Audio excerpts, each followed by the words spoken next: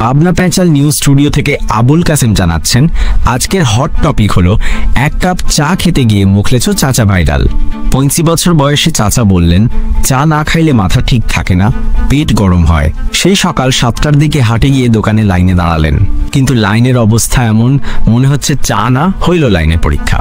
চাচা দাঁড়িয়ে দাঁড়িয়ে বললেন, এই লাইনে দাঁড়ায় থাকলে হজে যাইতে কম কষ্ট হইত।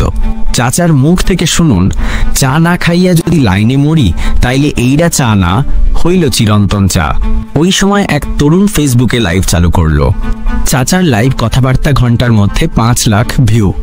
চাচা হলেন ভাইরাল। গ্রামে এখন তার নাম চাচা চা।